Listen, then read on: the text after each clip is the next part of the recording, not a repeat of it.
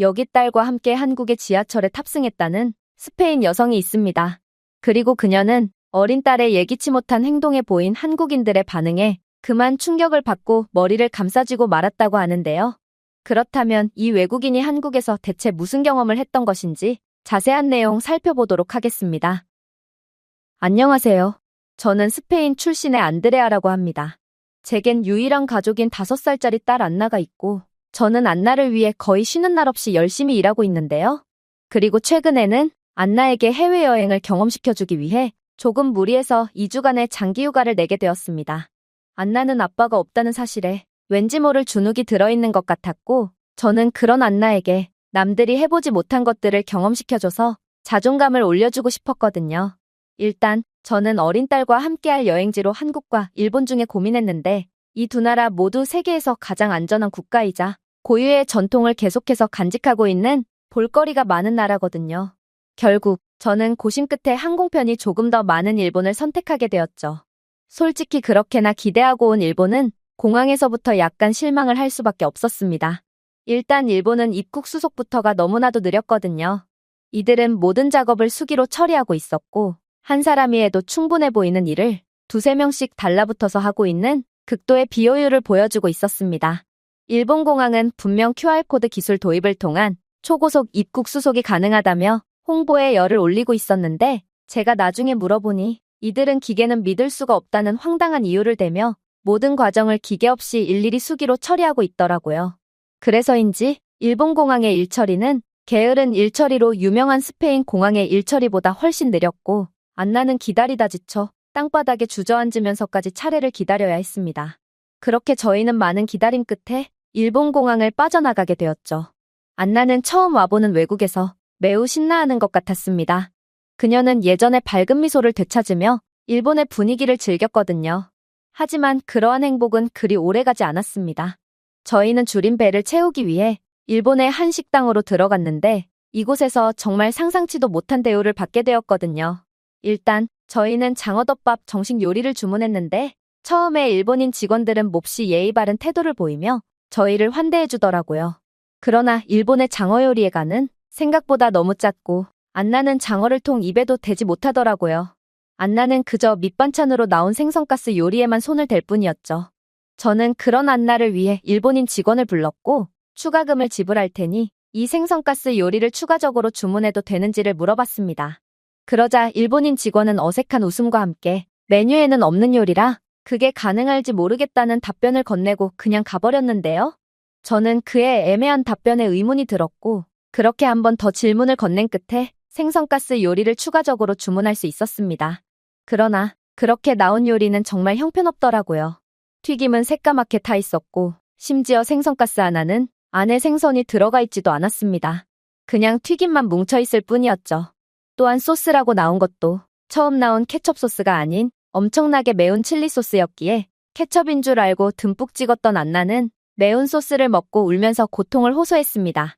더 충격적이었던 건 그렇게나 친절했던 직원들의 태도는 제가 추가 주문을 한 이후로 한순간에 변했다는 것인데요. 이들은 괜히 저희 테이블에 빈 접시를 가져가고 굳이 저희가 앉아있는 테이블 바닥을 청소하는 등 마치 저희 보고 빨리 나가라는 듯한 불쾌한 행동을 하기 시작했어요. 제가 번역기를 통해 항의해도 이들은 그저 스미마생이라며 건성건성 외칠 뿐이었죠. 나중에 알고 보니 일본에서는 거절을 할 때 매우 완곡한 어법을 사용하며 매뉴얼에 없는 것을 주문하는 건 큰 신뢰라고 여겨진다고 했는데요. 그러나 이를 알 리가 없던 외국인에게 그것도 아이에게 이렇게나 비겁한 짓을 하다니 저는 일본인들은 친절한 것이 아닌 그저 악마 같은 내면을 숨기기 위해 가면을 쓰고 있을 뿐이라는 생각이 들었습니다. 그런데 그렇게 쫓겨나듯 식사를 마친 제가 계산서를 받아보니 정말 말도 안 되는 금액이 적혀 있었는데요. 이들은 생선가스 금액만 추가한 것이 아닌 장어덮밥 정식의 가격을 추가적으로 청구해뒀더라고요. 저는 계산서를 보고 이성을 잃고 말았고 이들에게 번역기를 사용하는 게 아닌 영어를 사용하며 큰 소리로 따지게 되었습니다. 일본인들은 영어에 엄청난 트라우마가 있는지 그제야 꼬리를 내리고 제대로 된 계산서를 가져다주며 다시 깍듯해졌는데요. 이 식당에서 일하는 일본인 직원들은 꽤 많았는데 어떻게 이들은 한마음으로 손님을 괴롭힐 수가 있는지 저는 이들의 단합된 괴롭힘에 학을 뗀 채로 밖으로 나왔습니다. 이외에도 일본인들은 공공장소나 대중교통에서 들뜬 마음에 신나하는 안나를 보고 조용히 하라는 듯 눈치를 줬고, 저는 일말의 배려도 용납하지 않는 일본인들의 태도에 소름이 돋을 뿐이었죠. 그리고 안나도 이러한 일본의 각박한 분위기에 숨이 막혔는지 일본에 온 지 하루 만에 다시 스페인으로 돌아가고 싶다는 말을 했는데요. 그래서 저는 안나를 위해 다소 무모한 결정을 내리게 되었습니다. 그건 바로 일본에서의 모든 일정을 취소하고 일본과 함께 고민했던 한국으로 가는 거였죠. 첫 해외여행을 온 안나에게 트라우마를 남겨줄 수는 없었거든요. 그렇게 저는 무작정 한국행 비행기표를 예매했습니다. 그리고 급하게 오느라 저희는 한국의 새벽에 도착하게 되었는데요. 아무래도 저희는 택시를 타고 이동해야 할 듯 싶었죠. 마침 저희 앞 한국인 무리들은 당연하다는 듯 어디론가 움직이기 시작했고, 저는 그들을 따라가 보기로 했습니다. 저는 여러 해외여행 경험을 통해 현지인을 따라가는 건 실패 확률이 거의 없다는 것을 깨닫게 되었거든요. 그리고 아무래도 이 늦은 시간에 택시 말고는 별다른 수가 없을 것이 분명하기에 이 한국인들은 제게 택시 승강장을 안내해 줄 거라고 확신했어요. 그런데 그렇게 저희가 도착한 곳은 정말 상상치도 못한 곳이었습니다. 다소 뜬금없게도 저는 버스 정류장에 도착했거든요. 아니, 지금은 새벽인데 어떻게 운행 중인 버스가 있을 수가 있단 말인가요? 저는 매우 당황한 나머지 한국인들에게 말을 걸어봤습니다. 그러자 일본인들과는 달리 한국인들은 매우 유창한 영어를 구사하며 한국에서는 심야버스라는 제도를 운용 중이라는 말을 건네는 거 아니겠어요? 이러한 위험한 새벽에 대중교통을 운영하다니 저는 한국의 심야버스 제도가 꽤나 터무니없게 느껴졌습니다. 스페인에서는 버스를 노린 강도 사건이 대낮에도 아무렇지 않게 발생하고 있거든요. 그래서 스페인에서 한적한 도로를 달릴 때는 신호까지 무시해가며 빠르게 통과해야 하는 게 현실입니다. 그러나 사실상 저희에겐 이 심야버스 외엔 별다른 선택지가 없었어요. 어두컴컴한 새벽에 어디론가로 다시 이동하는 것 자체가 매우 위험하게 느껴졌거든요. 그런데 얼마 후 타게 된 심야버스는 정말 놀라웠어요. 일단 노선 자체가 매우 효율적으로 구성되어 있어서 웬만한 도시들은 전부 들르는 듯 했거든요. 다행히 이 버스는 저희가 머물 숙소에도 정차하고 있었는데요. 저는 한국인들은 이러한 완벽한 대중교통 인프라를 누리며 새벽에도 저렴한 가격의 대중교통을 이용할 수 있다는 점에 엄청난 부러움이 들었습니다. 그런데 뭔가 이상했어요. 한국인 승객들은 전부 휴대폰 하나만으로 버스 요금을 결제하는 듯 했거든요. 사실 스페인에는 이러한 휴대폰 결제 인프라를 구비해놓기는커녕 아직도 대부분의 대중교통에서 현금만을 받고 있는데요. 그래서 저는 처음에 이들이 왜 휴대폰을 내미는지도 이해하지 못했습니다. 그저 이들처럼 똑같이 휴대폰을 내밀어 볼 뿐이었고 당연히 결제는 되지 않았죠. 그러자 한국인 승객은 웃으면서 휴대폰 결제는 카드 등록을 해야만 가능하다고 알려줬는데요. 그러고는 한국에서는 이러한 디지털 결제 시스템이 보편화되어 있으니 자신이 한국에서 간편하게 휴대폰 결제를 할 수 있도록 휴대폰 카드 등록을 도와주겠다고 하더라고요. 다행히 제 휴대폰은 삼성 휴대폰이었고 그녀는 매우 능숙하게 제 카드 등록을 도와줬습니다. 결국 저는 휴대폰으로 버스 요금을 결제하는 정말 22세기에서나 사용할 법한 최신 기술을 이용할 수 있었죠. 저는 한국에 오자마자 이러한 최신 기술과 시스템, 그리고 사람들의 친절까지 전부 느낄 수 있었고 뭔가 한국에서는 일본에서와는 다른 좋은 일만 가득할 것 같다는 기분 좋은 느낌을 받을 수 있었습니다. 그렇게 저희는 심야버스 덕분에 무사히 숙소에 도착했고 다음날 일어나자마자 곧바로 식당을 찾으러 다녔는데요. 안나는 일본에서의 황당한 경험 때문에 제대로 된 식사를 하지 못했거든요. 저는 웬만하면 영어로 소통이 가능한 식당을 찾으려 했는데 안나는 너무나도 배가 고팠는지 그저 좋은 냄새가 풍기는 식당 아무 곳이나 무작정 들어가는 거 아니겠어요? 그렇게 들어간 식당은 할머니 혼자 운영하시는 매우 허름한 식당이었고 영어 메뉴가 전무하더라고요. 저는 이번 메뉴 선정도 실패하면 어쩌지 하는 불안감을 아는 채 일단 메뉴판에 가장 위에 쓰여있는 음식 2가지를 주문해봤습니다. 아무래도 이 2가지가 식당의 인기 메뉴인 듯 싶었거든요. 그런데 주인 할머니는 안나를 유심히 보시더니 이내 아이용 시트와 유아용 포크까지 가져다 주시더라고요. 저는 정말 깜짝 놀랄 수밖에 없었습니다. 일본에서는 아이를 위한 시트를 주기는커녕 그저 소름 끼치는 미소만을 지으며 의자가 너무 낮으면 서서 먹으라는 황당한 소리를 할 뿐이었거든요. 그러나 한국에서는 아이를 위해 주는 문화가 놀랍도록 선진적으로 자리 잡혀 있는지 이러한 허름한 식당에서 마저 안나를 위해 친절을 베풀어주고 있더라고요.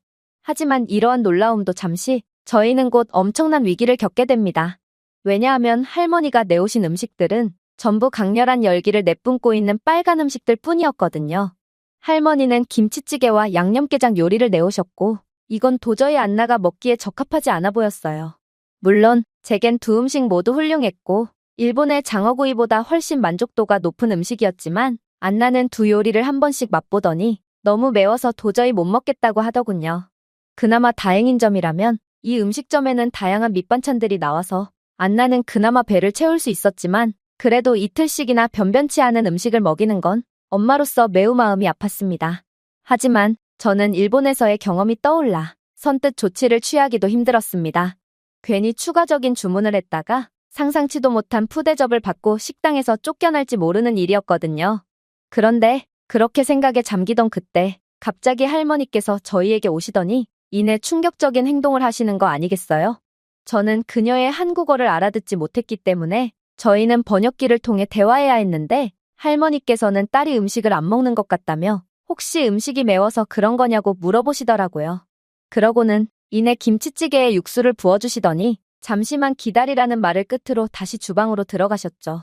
얼마 후 할머니는 떡갈비라는 요리를 해오시며 양념게장을 물로 씻어서 먹을 수는 없으니 급한 대로 아이에게 이 음식이라도 먹이라는 말씀을 건네오셨는데요. 저는 일본과는 차원이 달랐던 한국의 친절에 정말 충격을 받을 수밖에 없었습니다. 일본에서는 매뉴얼에 없는 주문을 했다며 아이가 먹는 음식에 무차별 테러를 가했다면 한국은 아이의 간을 고려해서 새로운 음식을 추가적으로 만들어주는 정말 믿기지 않는 배려를 해줬거든요. 또한 할머니께서는 옆 가게에서 가져왔다며 혹여라도 음식이 매우면 마시라며 과일 음료까지 건네주셨는데 저는 할머니의 따뜻한 마음씨에 정말 몸둘 바를 모르겠더라고요. 다행히 안나는 떡갈비 음식이 마음에 들었는지 포크로 고기를 뜯어먹는 걸로 모자라 나중에는 손까지 사용하며 떡갈비를 완전히 먹어치워버렸습니다. 그런데 그렇게 완벽한 식사를 마치고 계산을 하려고 할 때 저는 정말 깜짝 놀랄 만한 장면을 목격하게 되는데요. 왜냐하면 계산서에 적힌 음식값이 터무니없이 적었거든요. 알고 보니 할머니께서 주신 떡갈비와 음료수는 전부 무료였고 할머니께서는 그저 손녀 같은 안나를 위해 호의를 베풀어 주셨던 거였습니다. 저는 한국의 이러한 정겨운 문화에 엄청난 감동을 받았는데요. 아직 친절이라는 개념을 이해하기엔 너무도 어린 안나도 할머니의 따뜻한 마음만큼은 이해했는지 미소를 지으며 감사하다며 인사하더라고요. 그리고 한국에는 이러한 허름한 음식점에도 모바일 결제 인프라가 구비되어 있었고 저는 일전에 한국인이 등록해준 모바일 카드를 이용해서 결제를 마칠 수 있었습니다. 일본에서는 카드 결제조차 안 되는 곳이 많아서 짤랑짤랑 거리는 무거운 동전을 가지고 다녀야 했는데 한국의 인프라 수준은 일본과는 정말 비교조차 안 됐던 것이죠. 아무튼 그렇게 저희 모녀는 한국의 이곳저곳을 둘러본 뒤 날이 어두워져서 숙소로 향했는데요.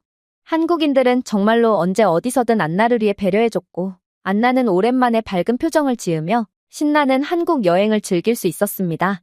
그러나 문제가 있었어요. 저희는 아무래도 시차 적응에 실패한 모양이었거든요. 일본에 오자마자 여러 예기치 못한 일정을 소화해야 해서 그런지 저희 모녀는 새벽이 지나감에도 통잠에 들지 못했어요. 안나는 이러한 시차 적응의 개념조차 몰라서 계속해서 잠이 안 온다며 칭얼대기 시작했고 잠이 안 오는데 침대에만 누워있기는 싫다며 떼를 썼는데요. 저는 그녀를 말린다고 말렸지만 역시나 5살 아이의 고집은 도저히 꺾을 수가 없더군요. 결국 이제 막 해가 뜨려던 참이기도 해서 저는 택시를 타고 북촌 한옥마을에 가서 주변 거리나 좀 걷기로 했습니다. 그런데 문득 궁금해졌어요. 도무지 믿기지 않는 대중교통 인프라를 가진 한국이기에 혹시 이 시간에도 대중교통이 운행하는지 궁금해졌거든요. 정말 놀랍게도 한국에는 새벽 6시 남짓한 매우 이른 시각에도 버스와 지하철이 운행하고 있었는데요. 심지어 이 시간대에 지하철은 매우 인기가 많은지 활동적인 복장을 입은 많은 사람들이 이미 지하철에 탑승해 있더라고요. 그런데 놀라운 점은 이들은 대부분 중장년의 나이대였고 이른 아침부터 일터로 나가느라 매우 피곤해 보였지만 표정만큼은 굉장히 밝았다는 것입니다. 지하철은 거의 만석이라 좁고 불편했음에도 한국의 중장년층의 승객들은 전부 안나에게 따뜻한 미소를 보내줬고 손을 흔들며 인사를 건네는 사람들도 있었거든요. 안나는 이러한 한국인들의 관심에 기뻤는지 연신 깨르르 웃어대며 다소 소란스럽게 굴었는데 한국인들은 이러한 소란에도 안나에게 눈치 주는 사람이 전혀 없더라고요. 심지어 안나 때문에 잠에서 깬 승객들마저 안나에게 따뜻한 미소를 보여준 걸로 보아 한국인들은 정말로 일본인들과는 차원이 다른 배려심 넘치는 사람들인 것 같았어요. 일본에서 지하철에 탑승했을 때는 안나가 몇 정거장이 남았냐고 물어봄과 동시에 일본인들이 조용히 하라는 듯 싸늘한 눈빛을 보냈거든요. 그런데 그때 안나가 갑자기 다리가 아프다며 칭얼대더니 그 자리에서 털썩 주저앉아 버리는 거 아니겠어요? 저는 무척이나 당황해서 안나를 일으켜 세우려고 했지만 안나는 어제 너무 많이 걸어서 힘들다며 고집을 부리기 시작했는데요. 그런데 이 장면을 유심히 보던 한국인 할아버지는 기꺼이 안나를 위해 자리를 양보해주는 거 아니겠어요? 할아버지는 꽤나 피곤해 보이셨기에 저는 엄청난 죄책감을 느꼈고 그 즉시 손사래를 치며 그럴 필요가 없다고 말씀드렸습니다. 그러나 한국인 할아버지는 힘든 얼굴 속에 인자하신 미소를 지으시며 자리에서 서서 갈 뿐이셨죠. 그렇게 저희는 한국인들의 여러 따뜻한 마음씨를 받으며 피곤하지만 사랑이 넘치는 지하철 이용을 마칠 수 있었는데요. 그리고 그렇게 내린 승강장에서는 무료로 핫팩까지 나눠주고 있더라고요. 한국에서는 갑작스러운 기온 변동이 있을 때마다 첫 차를 타는 승객들을 위해 무료 핫팩을 나눠주고 있었고 저는 한국의 이러한 배려심 넘치는 사람들과 시스템에 큰 감동을 받을 수밖에 없었습니다. 한국은 일본에서 상처를 받고 도망쳐온 저희에게 진정한 사랑과 인류애가 뭔지 알려주었고 저는 한국인들의 가르침을 받은 안나가 한국인들처럼 뜨거운 심장을 가진 사람으로 성장할 것을 믿어 의심치 않습니다. 제가 준비해온 내용은 여기까지입니다. 끝까지 시청해주셔서 진심으로 감사드리며 여러분들의 구독과 좋아요, 알림 설정은 영상 제작에 큰 힘이 됩니다. 이상 세모튜브였습니다.